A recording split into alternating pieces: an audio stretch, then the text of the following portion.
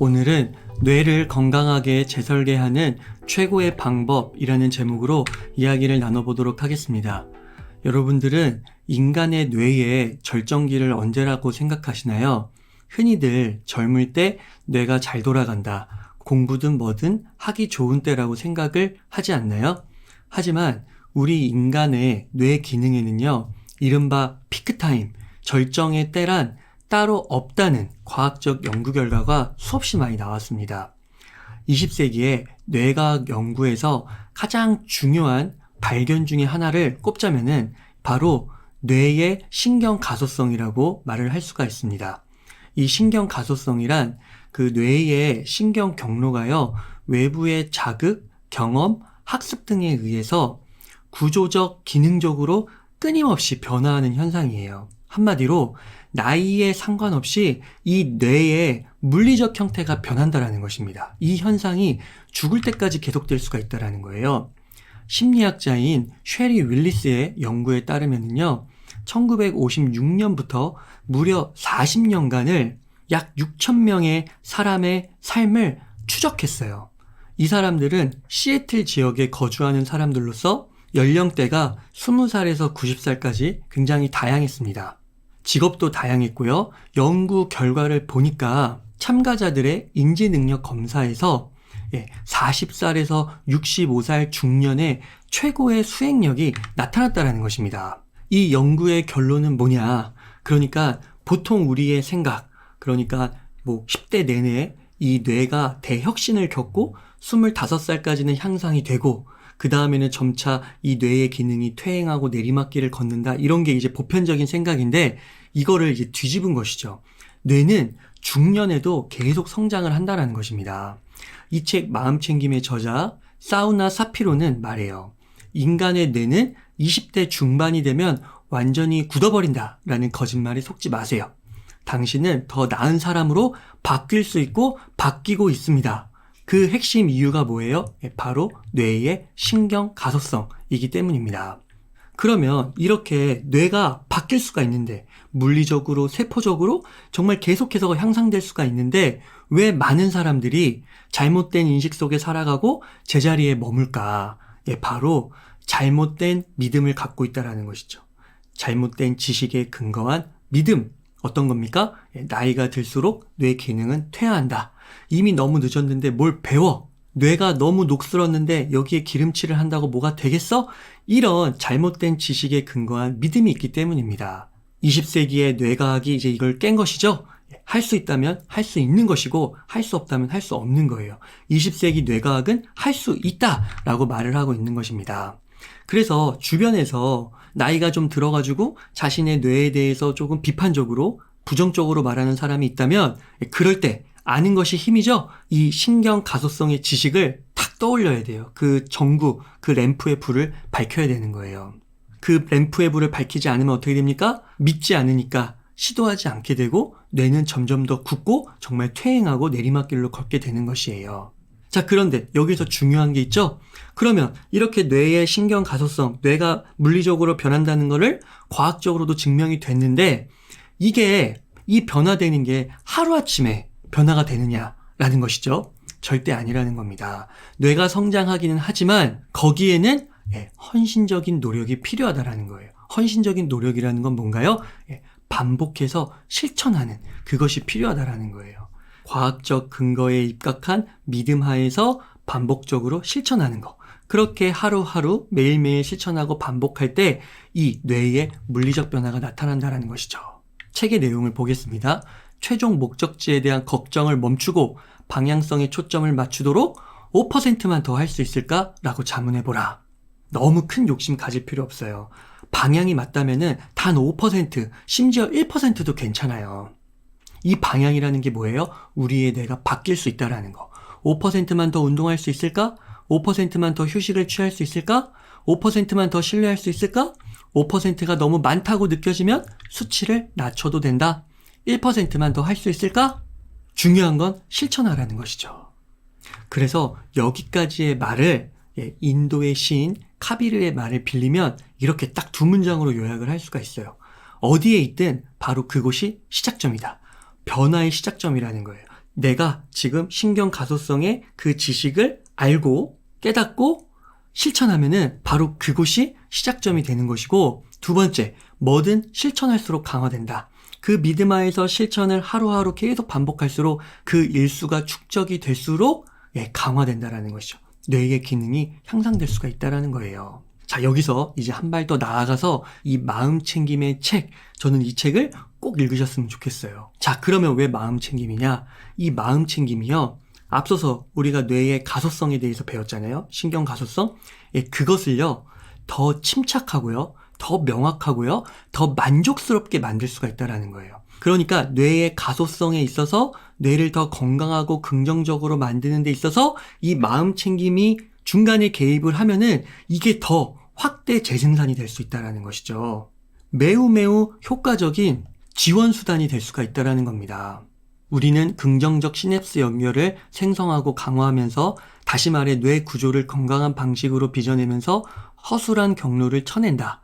과학자들은 이것을 신경 가지치기라고 부른다. 그러니까 우리가 마음챙김을 통해서요, 긍정적 시냅스 연결을 더 생성하고 강화를 하게 되면은 그 이전에 있었던 부정적이고 건강하지 못한 방식의 그런 연결들이 있을 거란 말이죠. 그것을 이제 허술한 경로라고 표현을 한 건데, 그 신경들을 잘라낼 수가 있다는 거예요. 가지치기. 저자의 경험이 나옵니다. 일례로 나는 인내심이 부족한 편이다. 그래서 반응하기 전에 잠시 멈추고 숨을 깊이 들이마신다. 인내심의 신경 경로를 생성하면서 동시에 충동성과 조급함의 경로를 쳐내는 것이다. 자, 이게 무슨 말이냐면은 이런 거죠. 인내심이 부족한 거. 이게 어떻게 보면은 저자의 단점 같은 거라고 할 수 있겠죠? 건강하지 못한 방식이에요. 허술한 경로예요. 근데 이거를 어떻게 한다고요? 여기 보면은 반응하기 전에 잠시 멈추고 숨을 깊이 들이마신다는 거예요. 이 잠시 멈추고 숨을 깊이 들이마시는 거를 뒤에서 제가 이야기를 할 텐데, 이게 마음챙김의 한 가지 방법이에요. 구체적인 방법. 이 책은 이런 구체적인 방법들도 이야기하고 있어요. 그러니까 나는 인내심이 부족한 편이야. 이게 기존에 있기 때문에 반응이라는 것은 그냥 나가는 것이죠. 그러니까 누가 나를 만약에 때렸어요. 그럼 내가 또 그 사람에게 바로 주먹이 나갈 수가 있겠죠? 누가 나에게 소리를 질렀어요? 그럼 나도 바로 소리를 지르는 게 이게 반응적인 행동이란 말이죠. 우리 뇌에는 파충류의 뇌가 있잖아요. 근데 이거를 인간의 뇌로 잡아야 된다고 하잖아요. 자, 이 인간의 뇌로 잡는 게 무엇입니까? 바로 대응이라는 거예요. 대응. 그래서 많은 행복 연구가들이 이런 말을 하죠. 행복은 반응이 아니라 대응에 달렸다고요. 반응이라는 거는 즉각적으로 그냥 나오는 그런 행동이라고 말할 수가 있겠고, 대응은 중간에 한번 거르는 거예요. 필터링을 거치는 거예요. 잠시 멈추고 숨을 깊이 들이마시는 이 과정을 훈련함으로써 내가 인내심이 부족한 그런 상황에 놓여 있을 때, 뭔가 충동적이고 조급한 말과 행동이 나올 때 그것들을 억누를 수가 있다는 것이죠. 그래서 어떻게 되는 거예요? 이 그림을 보시면 인내심이 부족한 건데, 이것을 그대로 반응하는 것이 아니라 대응을 한다. 즉 마음챙김이 들어오면서 충동성과 조급함의 경로를 가지를 침으로써 내가 인내심을 발휘할 수 있는 그런 상태에 이를 수가 있다는 것입니다. 그러니까 마음챙김, 반응 대신 대응을 하는 이 과정이 강화되면 강화될수록 어떨까요? 나의 단점이, 건강하지 못했던 방식이, 허술한 이런 것들이 가지가 쳐지고 긍정적 시냅스 연결, 건강한 방식, 탄탄한 경로로 나타날 수가 있다는 것입니다. 마음챙김이라고 하니까요, 뭔가 추상적이고 굉장히 종교적이고 영적이고 그런 느낌이 들긴 하는데, 이 책의 대단한 점이 바로 이 부분이에요. 이 저자가 듀크 대학에서 심리학과 명상 연구를 해서 우선 최우등 성적으로 졸업을 하고요, 현재 산타클라라 대학교의 상담심리학 교수예요. 무엇을 말하고 싶냐면 과학적 백그라운드가 탄탄하다는 것입니다. 특히 뇌과학의 근거에서 이 책을 서술하고 있어요. 무려 150권 이상의 학술 논문을 발표한 사람이기도 해요. 그러면서도 태국과 네팔 등을 다니면서요, 명상을 실제로 수행을 합니다. 그러니까 굳이 표현을 한다면 뭔가 과학과 영성의 만남? 이런 정도로 표현을 할 수 있을 것 같고, 보통은 뭐 심리학 연구면 심리학 연구, 영성이면 영성, 뭐 이런 쪽으로 이렇게 갈라질 텐데, 어느 한 부분에 치우쳐져 있을 텐데, 이것을 통합함으로써 이제 어떻게 되었냐면요, 심리치료 영역에 공헌한 바가 크다 라고 해가지고 미국 학회 협의회로부터 교수상을 수상하기도 했습니다. 추천사를 보면은요, 마음챙김, 명상, 자기관리에 관한 잘 다듬어진 지침서, 과학 연구를 바탕에 둔 자기 챙김과 명상 훈련을 조화롭게 담았다. 또 사피로 박사는 우리가 뇌의 물리적 구조를 바꿀 힘을 가지고 있다는 것을 과학적으로 아름답게 증명한다. 중요한 것은 이 책이 우리에게 그렇게 할 수 있는 도구를 준다는 사실이다. 이 책은 마음챙김, 자기연민 등 많은 분야에서 고전이 될 것이다. 뭐라고요?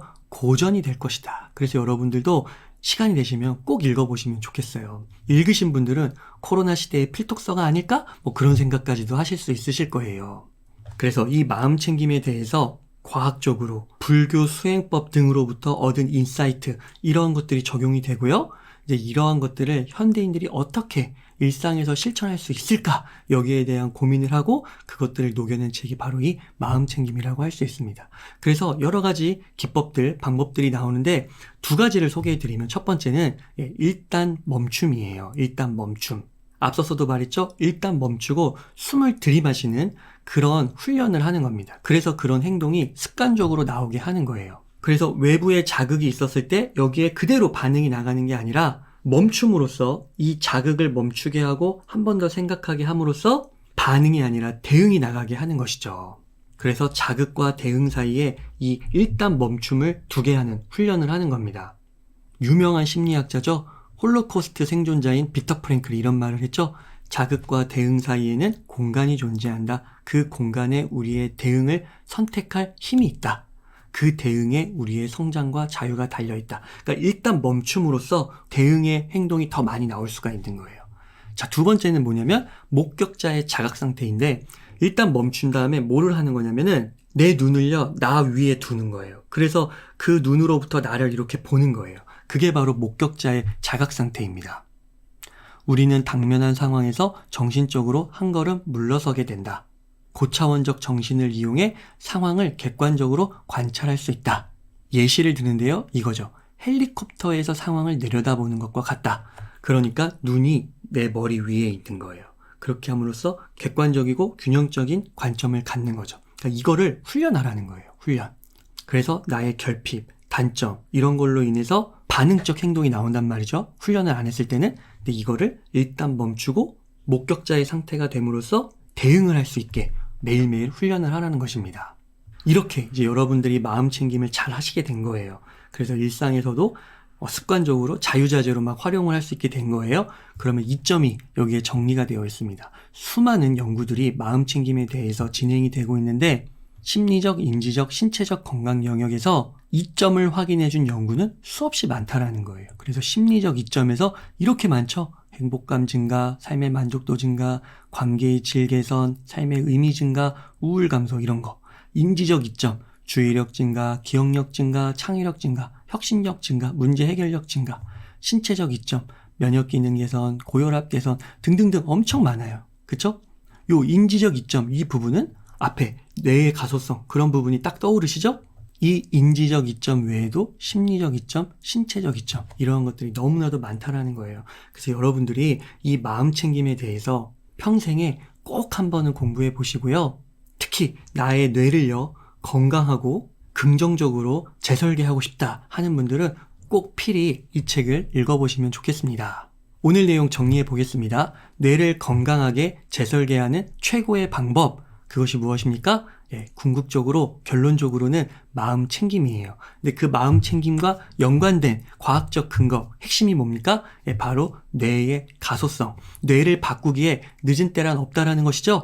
이게 단순히 선언이 아니라 과학적 연구에 근거되었다는 거예요. 20세기 뇌과학의 최고의 발견. 그래서 그 뇌의 가소성을 더 건강하고 더 긍정적으로 확대 재생산시키는 게 뭐라는 거예요? 바로 마음챙김이라는 것입니다. 그래서 일단 멈춤, 그리고 목격자 상태에 있게 되는 거, 이런 간단한 두 가지 방식을 여러분들께 소개해 드렸습니다. 자, 근데 여기서 중요한 포인트는 뭐예요? 이러한 지식을 이제 알게 되었지만 가장 중요한 건 실천이죠. 마음챙김이 중요함을 알았지만 이거를 나의 습관으로, 외부의 자극이 있었을 때 반응이 아니라 대응으로 나올 수 있도록 완전 자동화 시켜야 된다는 거예요. 그래서 하루아침에 되지 않기 때문에 매일매일 반복 숙달함으로써 실천함으로써 강화해야 된다라는 것입니다.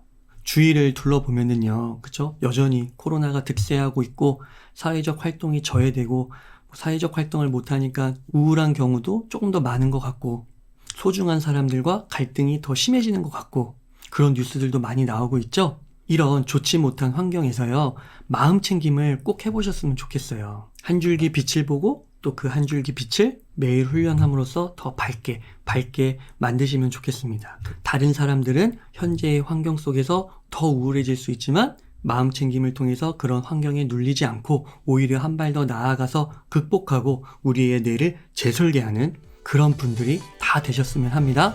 마음 챙김을 통해 반응하는 삶이 아니라 대응하는 삶이 점점 더 확대되시기를 바라면서 오늘 웅이사의 하루 공부 여기서 마치도록 하겠습니다. 감사합니다.